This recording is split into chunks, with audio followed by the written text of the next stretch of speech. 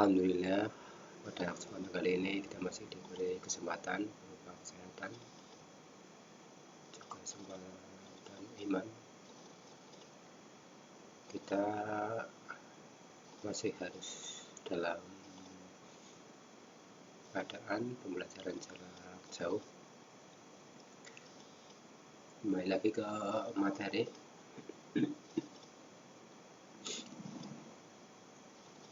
Nah, kemarin sudah di knocking, sekarang ke speed control, idle speed control. Garis besar pengaturan idle speed control. Untuk mesin bensin, pengemudi mengatur bukakan throttle valve, menggunakan akselerator pedal, mengatur besar hisapan udara yang masuk ke dalam mesin, dan kemudian mengatur output rasio. Namun demikian, selama proses idle, throttle valve hampir menutup. Throttle valve. Karena itu kecepatan idle diatur oleh udara yang disuplai melalui celah antara throttle body dan throttle valve. Jadi di tingkat kecepatan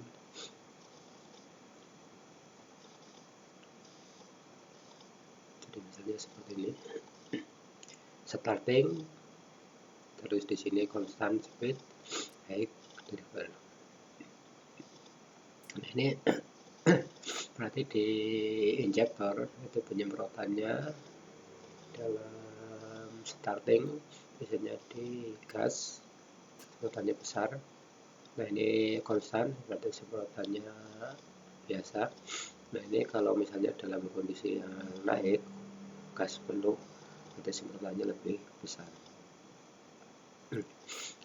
EV menggunakan beragam sensor untuk mendeteksi kondisi kerja mesin dan kendaraan sesuai dengan sinyal dari sensor, mengkalkulasi volume injeksi bahan bakar yang optimal, mengoperasikan injektor untuk menginjeksi volume bahan bakar yang cukup in order to inject the proper volume of fuel. Jadi order atau pesanan dari injektor sesuai dengan volume bahan bakar. Jadi saat kecepatan ini berarti di throttle valve-nya ini berarti melalui rute jalan gesak sendiri.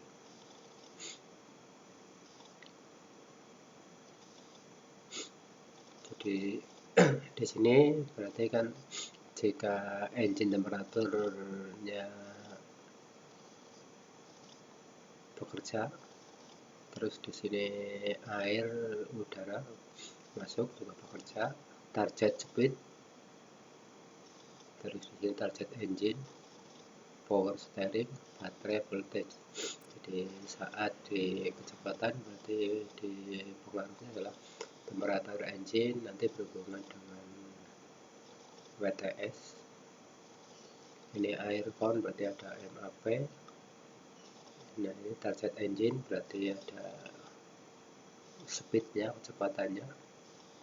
Ini ada tambahan AC, atau di sini ada automatic transmission, tambah power steering, baterai voltage.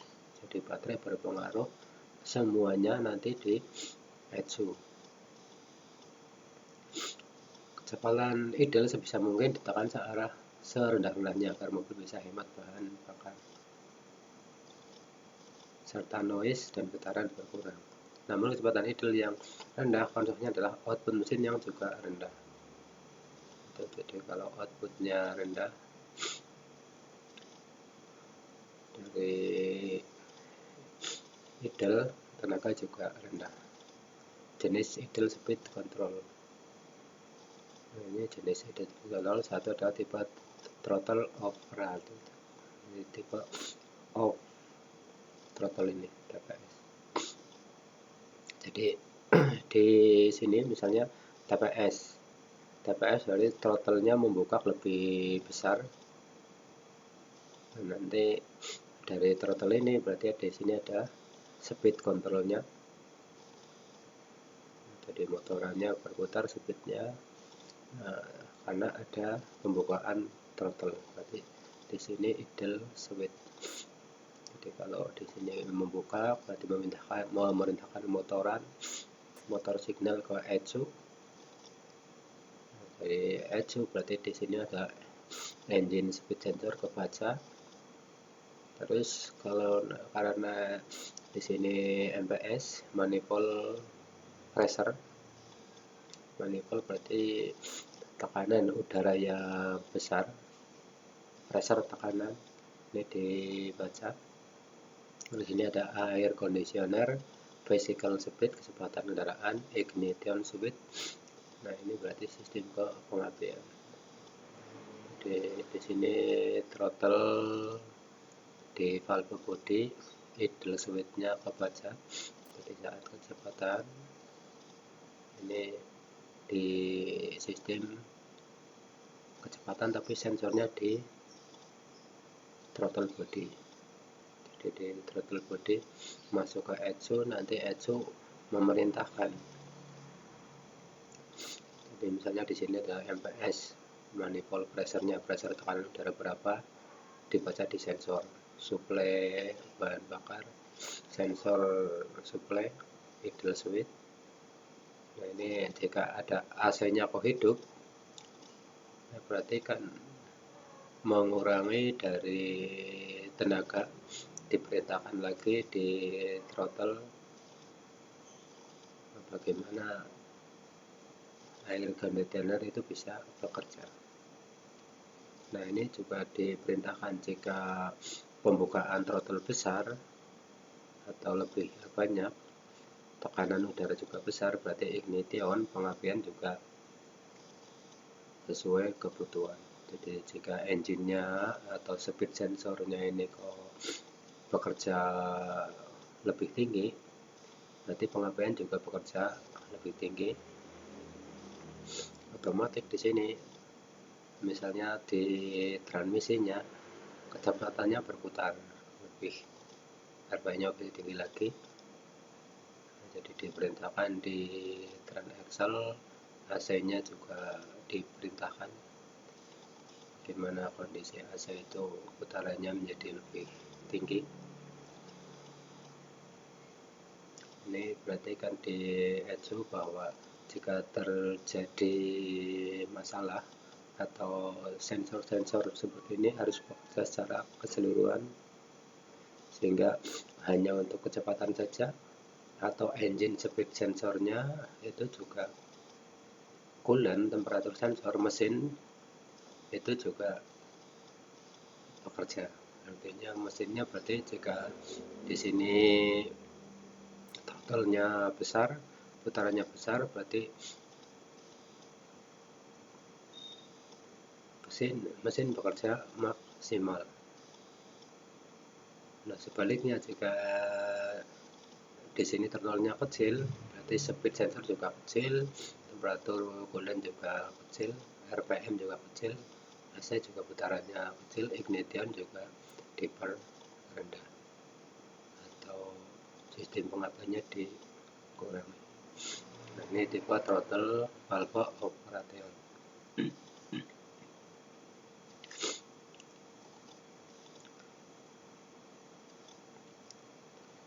Idle switch mendeteksi idling mesin. Nah, idling atau putaran mesin letaknya di bawah blunya. Ketika throttle valve dalam posisi idling, posisi lever menekan push pin untuk memutus kontak.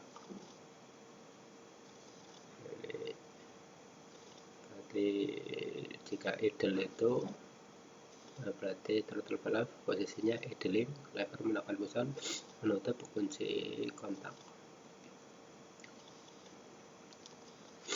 Jadi tadi yang pertama pakainya adalah tipe throttle valve operation.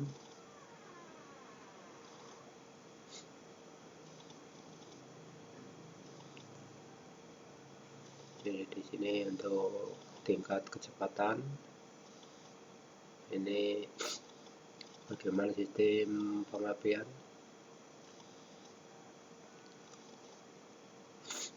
Jadi misalnya ini pada posisi rendah RPM, berarti pengapian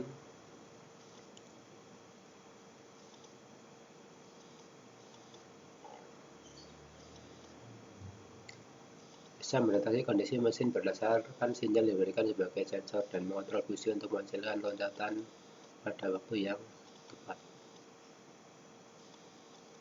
Jadi di ignition itu jika speednya tinggi, maka juga elektronik spark atau sistem busi itu juga disesuaikan. Jadi misalnya kalau di sini RPM-nya hanya 1, di sini naik ke mungkin di sini 3, di sini ke lebih tinggi lagi. Ini sudutnya 0 sampai 10. Ini berarti ada penambahan, di sini ada penyemitan garis merah.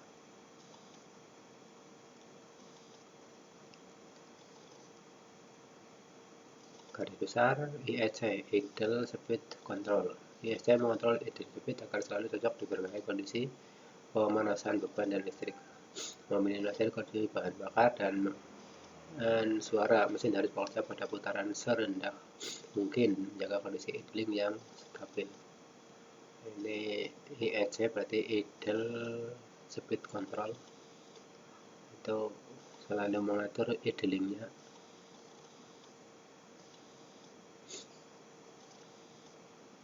Harus ditahan untuk menjamin pemanasan yang memadai saat mesin dingin atau saat AC sedang digunakan. Jadi saat mesinnya masih dingin atau AC hidup, berarti idle speed controlnya selalu mengontrol dalam semua. Nah, ini sistem diagnosis. ECO memiliki sistem diagnostik secara konstan memonitor sinyal-sinyal yang input oleh berbagai sensor. Ini berarti di diagnosis nanti ketemu mil diagnosis DTC berarti diagnosis trouble kode. Nanti istilahnya DTC berarti diagnosis trouble kode, ada mil berarti malfunction indicator lamp. Jika perlu ECO mengoutput DTCS, jadi diagnosis trouble kode dengan menyalakan mil berarti malfunction indicator lamp atau melakukan DTS atau data lain pada layar genggam. Ini kalau sudah menggunakan scanner.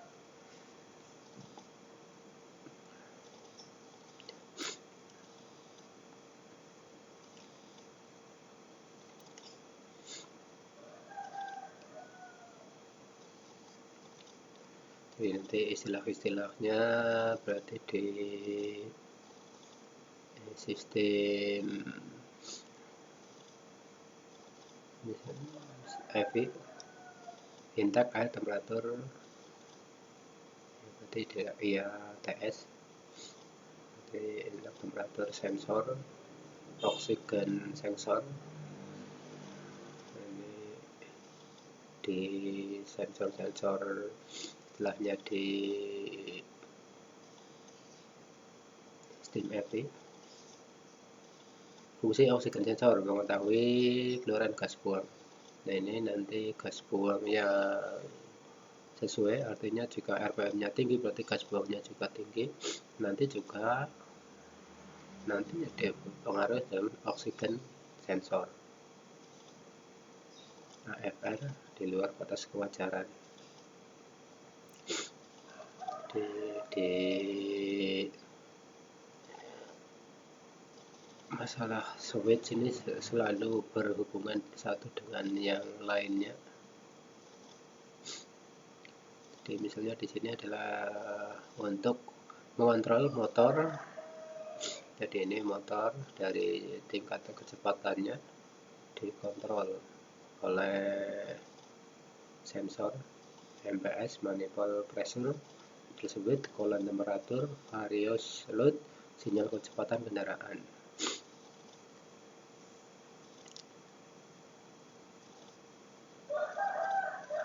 Ini untuk sistem sensor.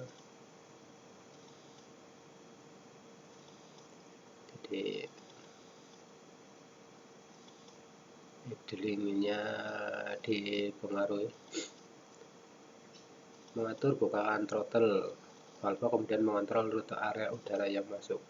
Jadi kalau throttle-nya dibuka, udara yang masuk itu jalurnya diatur untuk mengontrol motor mikrokomputer, signal dari MPS, manifold pressure, idle switch, coolant temperatur, various load atau variabel kecepatan, sinyal kecepatan kendaraan. Idle switch fungsinya adalah untuk mendeteksi idling mesin. Contohnya di bawah blunya berada posisi idling, level akan menekan poin. Nah, ini menentukan kontak posisi kontrolnya. Namun rata-rata perubahan posisi berkurang karena reaksi mekanis sehingga responnya kurang. Sekarang ini sudah dikembangkan electronic throttle control atau ETC. Jadi elektroniknya sudah throttle-nya pakai sensor ETC yang bisa secara langsung memakai motor untuk mengatur throttle valve untuk semua kondisi kerja mesin. Sistem ini menggunakan pengaturan kecepatan idle seperti kontrol output torsi, mengandalkan kontrol kerja mesin. Dipakai pada beberapa kendaraan model terbaru.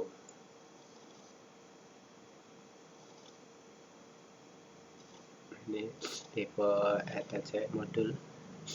Jadi jika ETC memberikan modul, maka throttle-nya itu membuka sesuai dengan ETC ini. Jadi throttle-nya akan buka. Idling switch mendeteksi mesin ini sudah lagi.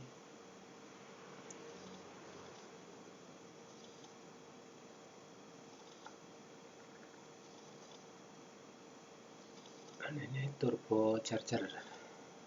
Sejumlah bahan bakar dalam mesin terbakar selama dalam satu siklus kerja mesin, mengandalkan sejumlah intake air.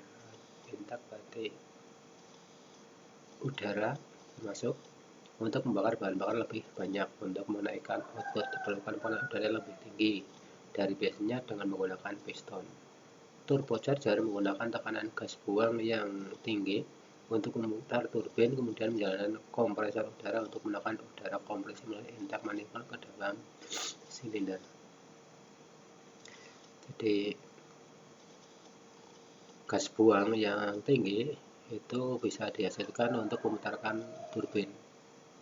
Dan turbin itu untuk menjalankan kompresor udara untuk menekan udara kompresi melalui intake manifold ke dalam silinder.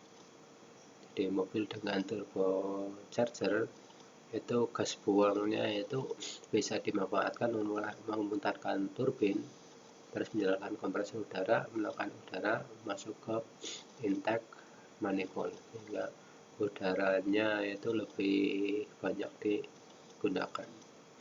Bos pressure yang mengandalkan putaran turbin dan dikontrol oleh bukaan wastegate yang mengatur besarnya gas buang menggerakkan turbin. Nah, ini juga diatur juga untuk turbin bagaimana itu gas buang itu sesuai dengan kebutuhan. Wastegate dijalankan oleh selain valve dikontrol bagian program yang dengan mikrokomputer.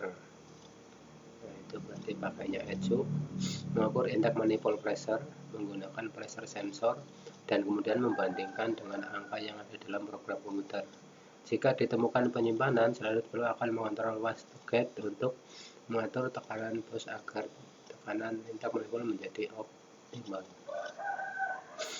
Jadi turbo charger nanti bagaimana udara itu masuk lebih besar lagi. Ketika terjadi knocking, akan memperlambat waktu pengabdian pada silinder yang mengalami knocking. Waktu pengabdian dan bos pressure control terlalu frekuensi knocking. Di wastegate turbocharger membantu sekali pengendaraan dan kestabilan pengemudi. Ini berarti di sistem knocking kemarin sudah, berarti jika terjadi knocking berarti pengabdiannya dipercepat supaya mengurangi knocking.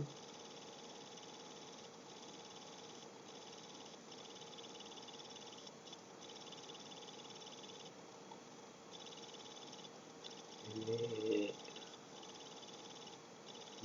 gambar. Jadi satu adalah intake air, udara masuk, dua turbo charger, tiga turbin, 4 turbin, 4 air exhaust, 3 buang, 5 wasket, terus keenamnya ini adalah knocking sensor, 7 adalah timing valve, terus 8 ini adalah ECU, 9 ignition coil. Nah, perhatikan dari sistem seperti ini, jika masuk di sini ada dari turbo charger, terus turbin, dari turbin intake masuk ke TPS, throttle-nya masuk ke sini. Di sini ada sinyal masuk ke ECU ke 8. Terus di sini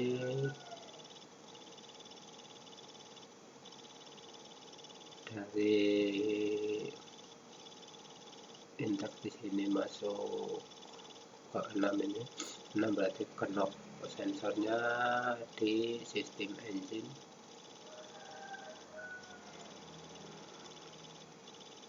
3 berarti turbin, 5-nya ini untuk wastegate. Dari wastegate masuk ke sistem timing sensor, dari ban turbo charger juga masuk ke nomor 7.